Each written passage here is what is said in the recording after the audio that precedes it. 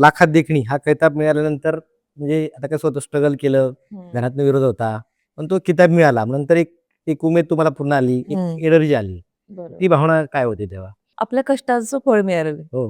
असं होतं. कारण की तोपर्यंत भरपूर कष्ट केले आणि प्रत्येक कलाकाराची नावं पण सांगितली जायची नाही.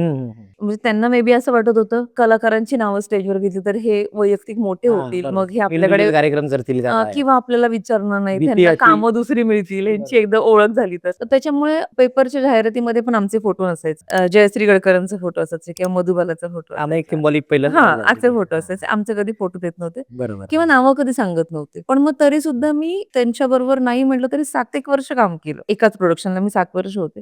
पण त्याच्यानंतर मग म्हणजे मला जरा असं होतं, की नाही आता थोडंसं बाहेर पडणं गरजेचं आहे. आपली एक ओळख निर्माण करणं गरजेचं आहे. मग मी बाहेर पडले त्या कार्यक्रमातून आणि मग आम्ही पार्टनरशिपमध्ये एक कार्यक्रम चालू केला.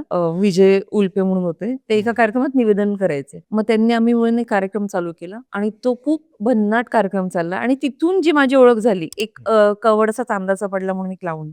तर ती लावणी तेव्हा मी परफॉर्म केली. तेव्हा तो माझा बाज नव्हता. मी अशी खूप फास्ट म्हणजे मला पंजाब मेल म्हणायची. इतकी फास्ट यायची आणि जायची स्टेजवर.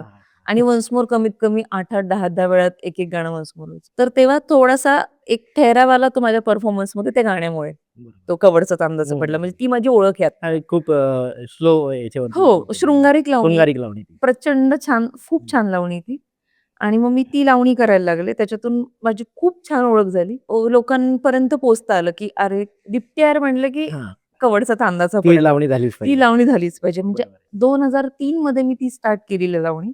ती आज सुद्धा मला शोमध्ये घ्यावी लागते. म्हणजे ती लावणी झाली नाही तर शो होत नाही आमचा. ओळख त्याची ओळख झालेली, की लोकं म्हणतात नाही ते गाणं घेतलं पाहिजे. आणि त्या लावणी प्रोडक्शनमध्ये तेव्हा जेव्हा काम केलं तेव्हा नाव झालं. नाव झाल्यानंतर लोकांच्या नजरेत आली, की अच्छा ही दीप्ती आहे. आता पूर्वी म्हणजे तिने का उंच, मोठं कुंकू लावते, ती डान्सर. नाव माहित नसायचं. ती डान्सर असं असायचं. नंतर नावही पेपरला यायला लागली. नंतर नाव पेपरला यायला लागलं. मग लक्षवेधीमध्ये माझं नाव यायला लागलं, की सगळ्यांची नावं असायची बाकीच्या कलाकारांची. पण खाली यायचं लक्षवेधी दीप्ती आहे.